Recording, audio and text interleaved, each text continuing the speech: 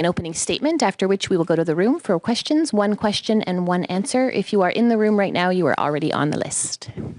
See, you have to push. There it goes automatically. Thank you, Ms. Robson.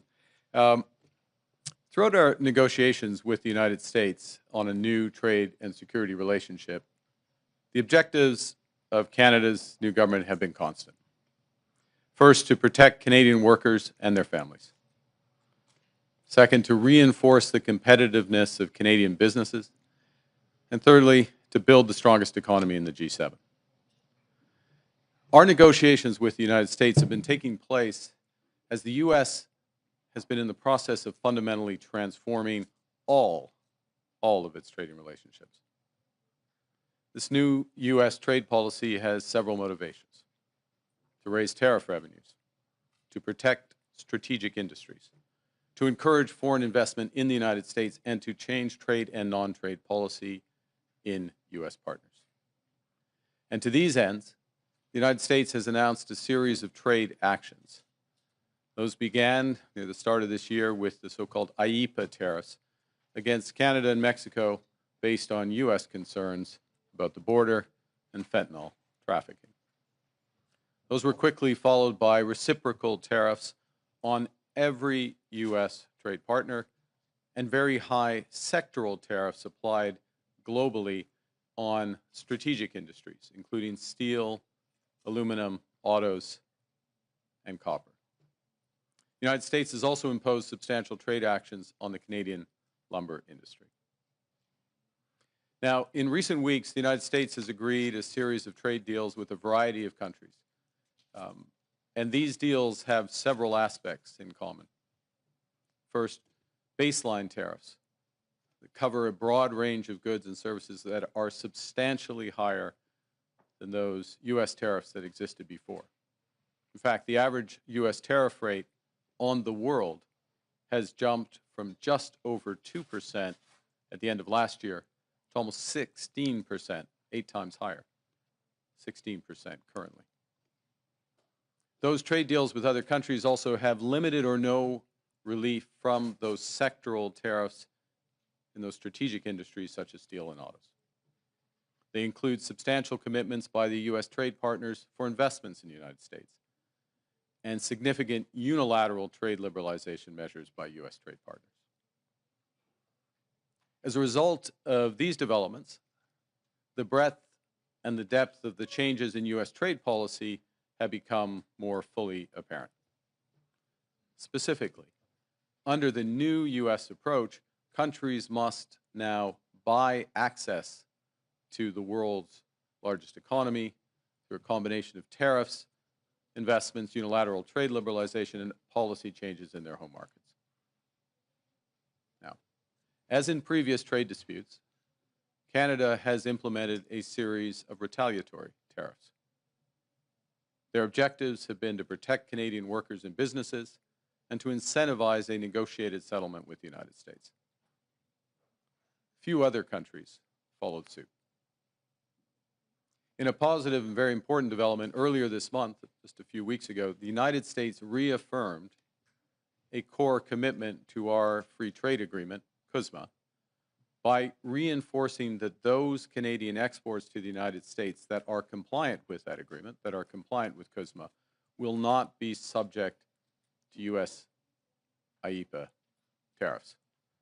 Now, there's a lot of acronyms in that paragraph, so let me try to summarize what that actually means. As a result of that decision by the United States, the actual U.S. tariff rate on Canadian goods is 5.6%. Compare that to the 16% global average. That remains the lowest amongst all of the United States trading partners. And more than 85% of Canada-U.S. trade is now tariff-free. So let's be absolutely clear. Canada currently has the best trade deal with the United States. And while it's different from what we had before, it is still better than that of any other country.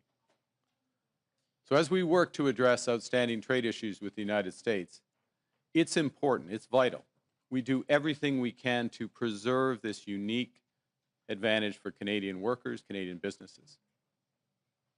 And doing so will require both building on a soon-to-be revised CUSMA, our free trade agreement with the U.S. and Mexico, as well as developing a new form of trade and security partnership with the United States.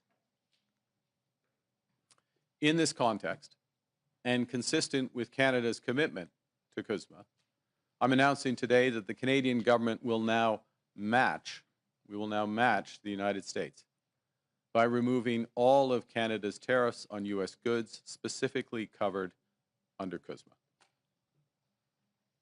Soyons clairs, le Canada a en ce moment le meilleur accord commercial avec les États-Unis. Oui, il est différent des accords du passé, mais il est déjà mieux que ce que les États-Unis ont conclu avec tout autre pays. Nous nous affirmons à régler les enjeux commerciaux en suspens avec les États-Unis et pendant ce temps, il est important de faire tout ce que nous pouvons pour préserver l'unique avantage que nous avons pour les travailleurs canadiens et leurs familles. Nous devrons donc nous appuyer sur l'ACM, qui sera revu sous peu et nouer une nouvelle forme de partenariat de commerce et de sécurité.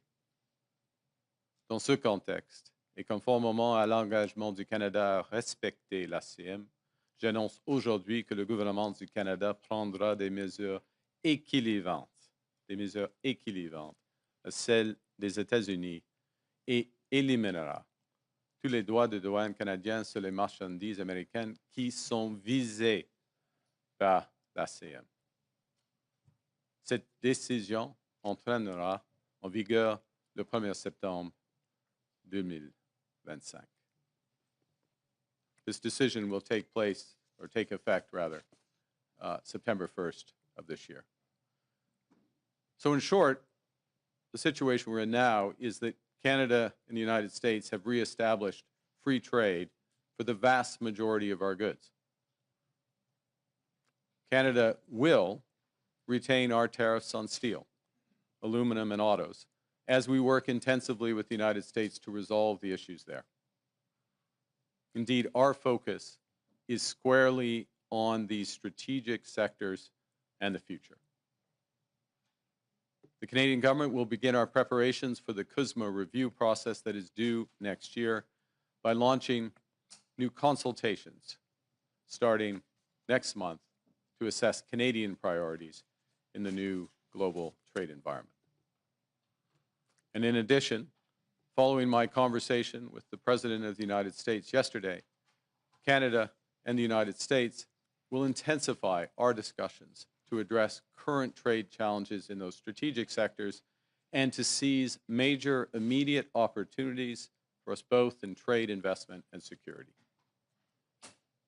There are many such opportunities.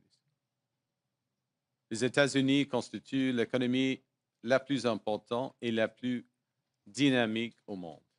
Et le Canada est l'un de ses plus importants partenaires commerciaux.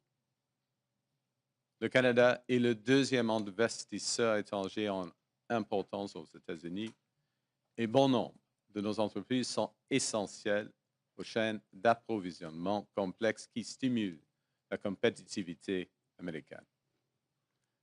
Le Canada entreprend une transformation de ses capacités militaires de sécurité pour défendre les Canadiens et les Canadiens, des investissements qui créeront de nombreuses occasions d'établir de nouveaux partenariats en matière de défense et de sécurité. As we develop our new trade relationship with the United States, Canada will continue to take all measures necessary to support Canadian workers, our businesses, and our consumers. To address challenges in strategic sectors from agriculture to autos, the Canadian government will soon announce a new comprehensive industrial strategy that protects Canadian jobs, boosts Canadian competitiveness, buys Canadian goods, and diversifies Canadian exports. In parallel, we are focused on building our strength here at home, building Canada strong. The Canadian government will soon select the first in a series of new nation-building projects that will connect and transform our economy. We will catalyze investment and create higher-paying careers through our new defense industrial strategy. We'll transform Canadian strategic sectors that are being severely impacted by U.S. trade. We'll work to double the pace of home building in Canada, and in the process, create a new Canadian housing industry. And we will develop new and stronger partnerships throughout the world. For decades, as a result of a series of trade agreements, starting with the Free Trade Agreement of the 1980s, the Canadian and the U.S. economies have become steadily more integrated, continually more deeply connected. As I've emphasized in recent months, that steady process of integration is now over. And as a result, some of our historic strengths have become vulnerabilities. We can and must adapt to this new reality. That means concentrating on trade, investment, and security partnerships that preserve our sovereignty.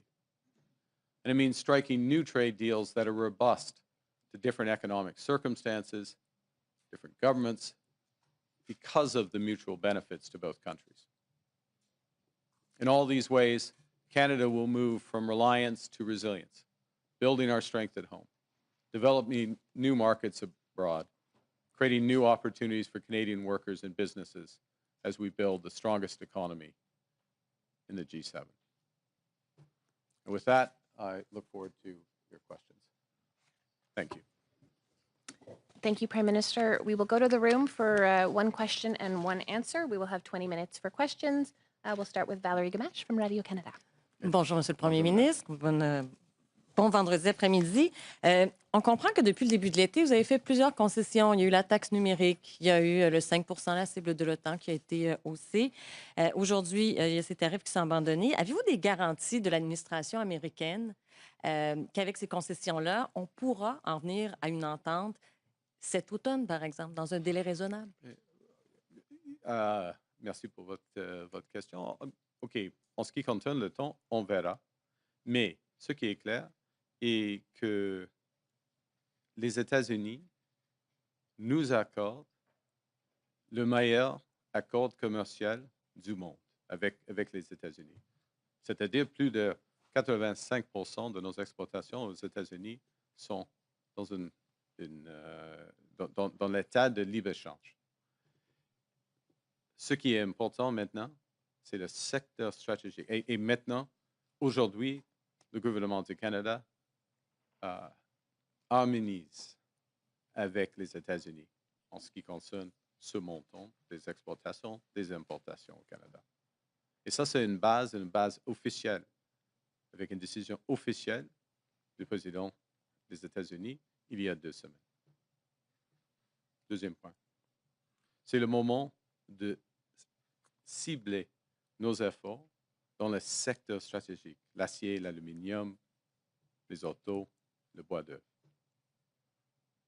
Et il y a une possibilité, il y a l'occasion d'avoir un accord stratégique avec les États-Unis, un partenariat économique et de sécurité avec les États-Unis qui concerne ces secteurs-ci avant la revue de l'ACM. Parce que la revue de l'ACM va prendre 6 mois, peut-être 12 mois, peut-être 18 mois, on verra. Et c'est le moment de régler la situation avec les secteurs stratégiques. Merci. Okay, je pensais qu'on avait juste ça. Et justement, pour l'acier, l'aluminium, ces secteurs clés, quel est le message que vous avez pour les gens de cette industrie aujourd'hui? Oui, aujourd'hui. Ouais. Aujourd'hui, on garde encore les tarifs dans ce secteur. Premier point. Deuxièmement, nous venons de mettre en œuvre des initiatives par exemple pour le secteur de l'acier, la liquidité pour les entreprises, le capital afin de renforcer la compétitivité des entreprises canadiennes, les nouveaux programmes d'approvisionnement pour l'acier canadien, des mesures pour les travailleurs dans le secteur de l'acier, par exemple. J'ai fait une annonce à Hamilton il y a 3 semaines. Et dans les prochaines, au début de septembre, nous allons dévoiler la stratégie de concurrence industrielle pour tous les secteurs qui sont affectés par la nouvelle situation tarifaire à l'échelle mondiale. Alors, nous soutenons maintenant et nous allons soutenir les ouvriers, les travailleurs, les entreprises dans ces secteurs. Ça, c'est clair. Kyle Duggan, the Canadian Press. Mr. Carney, thank you for taking our questions. Your critics are going to say that this is an elbows down approach, that you're backing down to Trump. What are you gaining by dropping these tariffs? So the first thing to say is, let's be clear. We have the best deal of anyone in the world right now. We have the lowest tariff rate on average, a little over 5.5% versus that 16% average for the world, and in many cases much higher. We have that confirmed in an executive order of the president a few weeks ago. It's important that we preserve that. It's important that we preserve that while we focus on two things: the strategic sectors, steel, aluminum, autos, lumber, and we focus on the upcoming review and likely changes to CUSMA. So we are matching something the Americans have done here first. Okay? And it's very significant. It's unique. We get the benefit. The second thing is, and I'll take your analogy. And I have played some hockey over the years. And there is a time in a game, in a big game, and this is a big game, when you go hard in the corners, your elbows up. The time in a game where you drop the gloves in the first period and you send a message. And we've done that pretty uniquely in the world. We happen to have the best deal with the Americans right now, I'd note. But there's also a time in a game where you want the puck, you want a stick handle, you want to pass, you want to put the puck in the net. And we're moving later into the game, and we're at that time of the game. And that's where the engagement is. Thank you. And the German government says that you're going to Berlin next week. Can you tell us why you're going to Europe and what you're hoping to accomplish there? I'm very much looking forward to meeting with the Chancellor, members of his cabinet, a number of German businesses next week, next Tuesday. And it's picking up on discussions that we have had since we first met in Rome and in April, subsequently at the G7 and along the way, about how we can deepen our economic and security partnership with Germany, how we can turn the opportunities that exist already under CETA, our free trade agreement with Europe, but also across broader areas, and how we work and develop those. So I have a broader delegation with the Minister of Natural Resources, for example, will be there. The Minister of Defense will be there. The Minister of Industry will come as well, because there's a broad range of areas from critical minerals to energy and defense and security where we are intensifying our discussions with Germany. Many opportunities. As I say, it started in the spring, moves with this meeting, and we have a good partnership. Canada has a good partnership with Germany. It's been built up over the years, but it can be much, much better. And I'm confident that with this Chancellor and the focus of our government, that it will be. Thank you. Mackenzie Gray, Global. Good morning, or good afternoon now, Prime Minister. You've dumped the digital services tax. You haven't responded to additional increases in tariffs from the Americans, and now you're removing counter tariffs here with no changes from the U.S. side in terms of how things are going. Why do you think appeasing Donald Trump in this trade war will work for Canada? Well, the first thing is we're matching what the United States has done. what the president has done. We have the best deal of any country with the United States right now. 85% of our trade is tariff-free. We are taking this step, which doesn't include the strategic sectors, but matches what they have done. It's in the spirit of CUSMA, our free trade agreement with the U.S. and Mexico, and it gives a good foundation to build on that. That's the first point. The second is that the President and I had a long conversation yesterday, and we see the opportunity to build on where our relationship already is. There's a host of areas for investment in both our economies, a host of areas on the security side that we can build on, and we intend to advance those discussions as rapidly as possible. So the foundation is very strong. The opportunity is great, and we want to focus on those opportunities both. And I want to emphasize this. I know it's a little complex, but there is a review of CUSMA coming, that free trade agreement.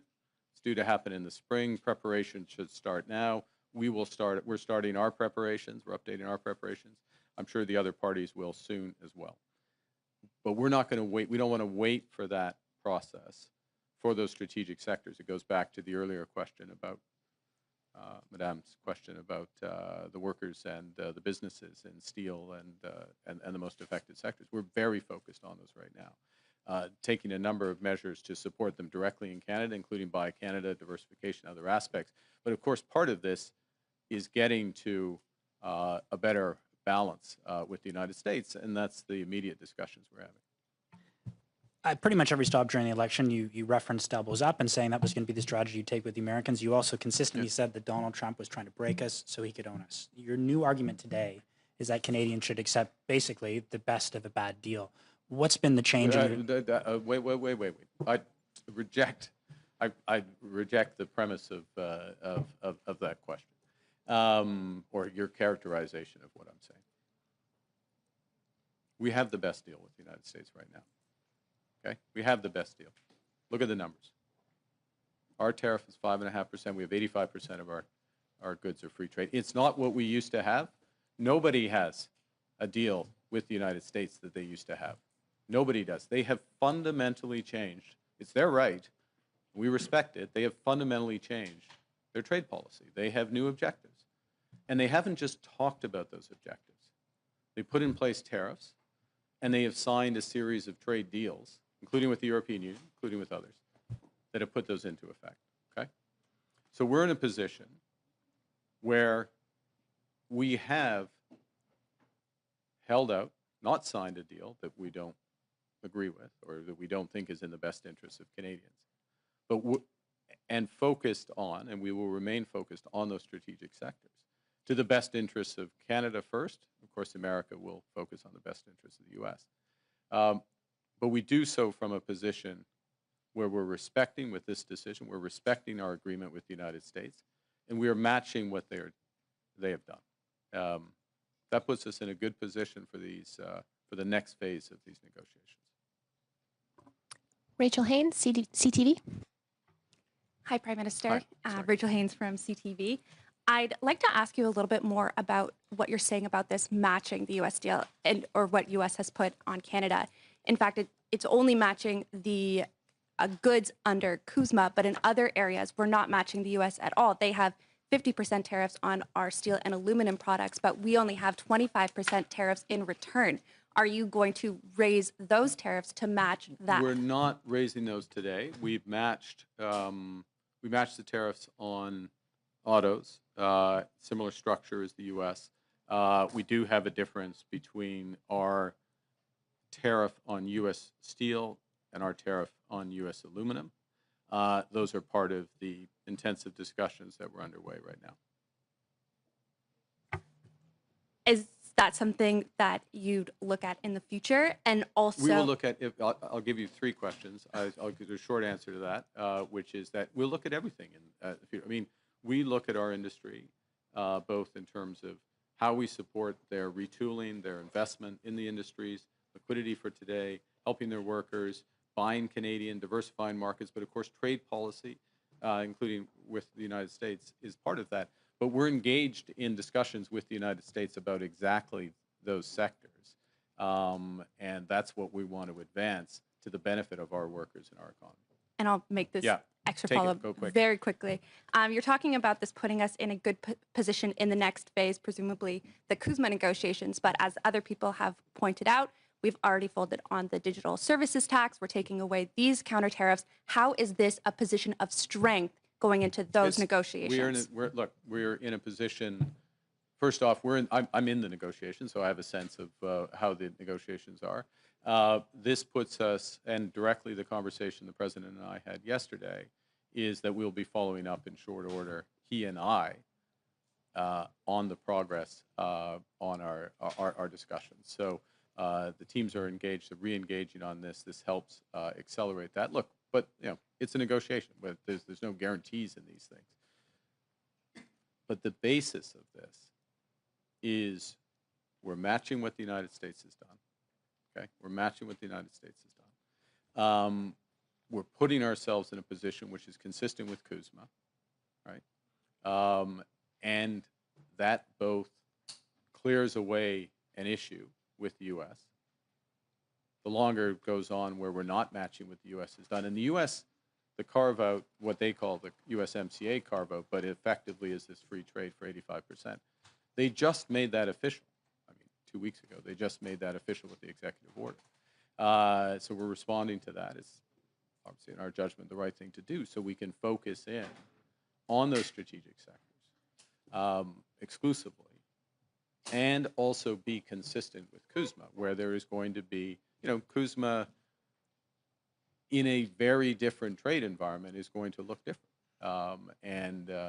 And what we need to do is to make sure we're focusing in areas that where it's the mutual benefits are very clear. So in other words, the arrangements in strategic sectors are mutually reinforcing. They're mutual benefits. So the agreement supports it, but the economics drives it. And that's the way we move forward. Thank you. So we have time for two more questions. One will be English, one will be French. We'll start with Olivia Stefanovic from CBC. Do you have any assurances from the Americans that this will kickstart negotiations? Did President Trump specifically say that in his conversation with you? Yes. And what do you say to premiers who have called for stronger retaliatory measures against the U.S.? Yeah, look, let me say something general, and then I'll be more specific, which is that I want to salute the premiers, and particularly those, some provinces are affected more than others because of the sectoral nature of these tariffs. And I want to salute those premiers for the collaborative way we've been able to work together and the focus on the workers and the businesses themselves. And there's a combination of support for the workers and businesses, such as we provided in the steel sector, liquidity, capital, by Canadian at the federal level, at the provincial level, across, and working in collaboration, for example, in steel with the province of Ontario. In the end, what we all want is to make sure for those strategic sectors that they get fair access to the U.S. market. And what we're doing, again, is matching what the U.S. is doing. That's fair. It's fair to match what they've done. And it puts us in a better position to focus in on exactly those sectors, work forward. So sometimes, to go back to the earlier question, yeah, you drop the gloves in the first period. When you're late in the game, dropping the gloves and taking the extra penalty might not be the best thing to do. And that's the situation we're in now. And our last question will come from Olivier Boisé from TVA. Bonjour, Monsieur le Premier ministre. Bonjour. Vous dites on a la meilleure entente du monde avec les États-Unis. Le Mexique a aussi l'ACEUM. Eux ont eu un sursis de 90 jours pour les tarifs du 1er août. En quoi notre situation est meilleure que celle du Mexique? C'est une question du monde, premièrement. et c'est le calcul du gouvernement du Mexique que le Mexique est dans le deuxième meilleur accord du monde. Oui, ils ont fait le calcul. Nous sommes d'accord avec cela. C'est la raison et quel est le montant des exportations qui accorde avec l'ASEAN. C'est plus grand ici au Canada, c'est plus de 97% maintenant au Canada. En effet, c'est toutes nos exportations sont d'accord, sont d'accord avec l'ACM, sauf dans le secteur stratégique. Premier point. Deuxième point, oui, comme je viens de dire à Madame, nous recommençons les négociations. On va intensifier les négociations.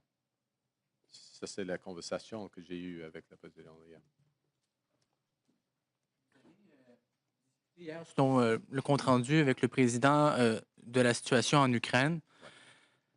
Est-ce que vous avez discuté d'un rôle éventuel pour le Canada dans les garanties de sécurité qui ont été discutées lundi à Washington en votre absence? Puis si oui, quel pourrait être le rôle du Canada? OK, c'est une bonne question. C'est une question très délicate et c'est une question fluide.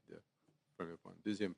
Deuxièmement, j'ai eu des conversations avec la coalition de la volonté, c'est-à-dire le Royaume-Uni, la France, l'Allemagne, l'Italie, le Canada et plusieurs d'autres, l'Australie et Nouvelle-Zélande, le Japon et puis des pays européens.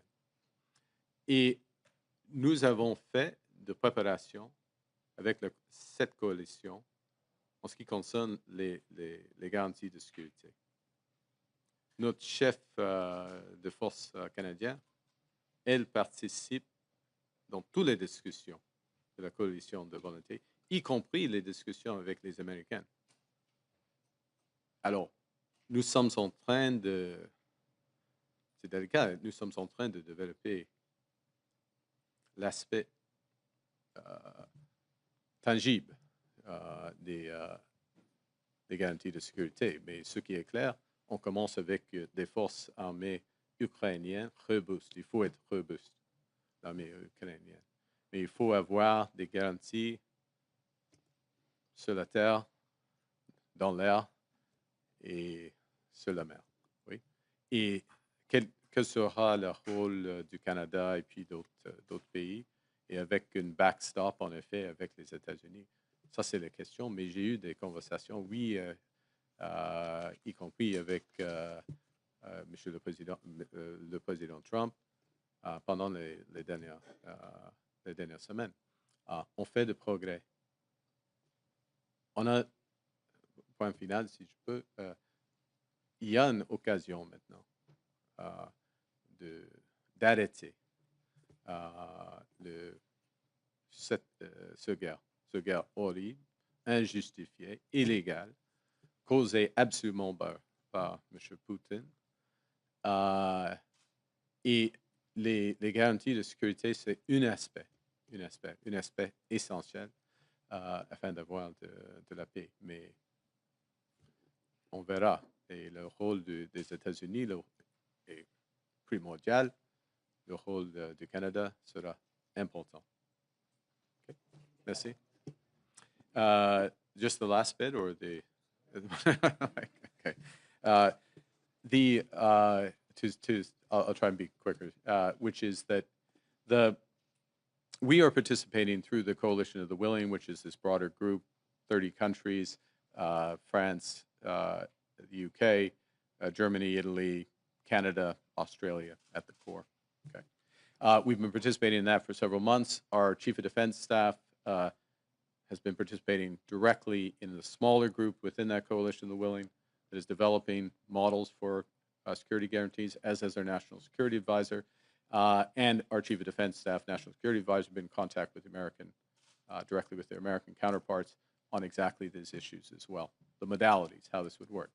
It's a fluid situation, it's a delicate situation, so I'm not going to describe specifics, except to say that Obviously, it starts with any security guarantee starts with a robust Ukrainian army, and that means weapons, that means training, that means viability, and we're talking about after some cessation of hostilities. Secondly, it means that there has to be security on the land, in the air, and in the sea. There's a role potential for the members of the coalition to provide support for all of those elements. We'll see what role Canada might play within that, within a broader group. And of course, there's an essential role of the United States as a backstop to whatever's provided through the coalition of the willing and by the Ukrainians. As well, I finished by saying that the actions of the United States are fundamental, they're essential. The actions of the president have created an opportunity for peace and end of hostilities in this senseless war, this unjustified war, this war entirely caused by Putin's aggression. And security guarantees are one element of that. U.S. I guess shockingly, I repeated myself. The U.S. being essential there, but Canada having an important role. Canada has potential to have an important role, so we're very engaged in these sets of issues, and I think the final component was the president and I have exchanged views in and around this. We'll continue to do so. Okay. Thank you. That concludes today's press conference. Thank you very much. Merci beaucoup.